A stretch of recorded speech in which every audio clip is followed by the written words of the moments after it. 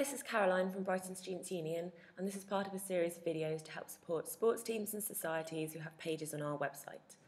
This video shows you how to do a little bit more with this top bit of text here. We looked at a little bit in the last video, so I'm just going to remind you, click on the pen icon once you're logged in, go to Example Society and click Edit Details to edit this section here. So we've looked at all of this, but just going to talk a little bit more about this editor box. This is called the WYSIWYG editor, which means what you see is what you get. So whatever you put in here, the way you kind of lay out your text and images, is more or less how it will appear on your web page. So I have made a little bit of text here, which I've written in a Word document. I'm just going to copy that over. And if we go through these buttons, don't worry about the source button. You see this one here with the W is this button is paste from Word. So you want to click on that if you're pasting from a Word document. Paste that in and click OK. And this strips out any formatting that your document might have. So I'm just going to get rid of that. Tidy this bit up a bit. Okay, so you've got other buttons you've got up here. You've got undo and redo. You've got cut. I think that is copy and paste. You've got find and erase. I won't worry about those so much. This one here is the link button. So if you want to link something up, so for instance this York Cafe bit here, if you want to link that to York Cafe's website, then we can find this web address, which is here.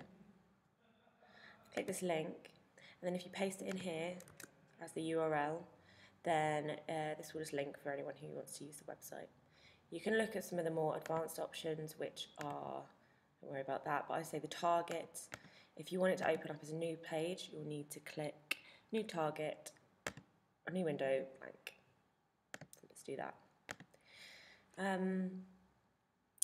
Don't worry about anchor too much because hopefully your text is not too long, so that's more useful for that. But you might want to add an image in. So let's click on that. To find an image, you need to click on Browse Server, which opens up the website server. You probably won't have any images in here when you start this, except maybe your logo one if you've uploaded a logo. So what you're going to have to do is find the file that you want. So I'll go here, I've got some pictures here that I could add in. I'm going to put in a picture of the pier. So I've added that, click upload, and there we go. You want to make sure your your width is no wider than 700 pixels, otherwise it will go off the edge of the page. You can set it to be on the left or right if you want, and you can add a border if you want.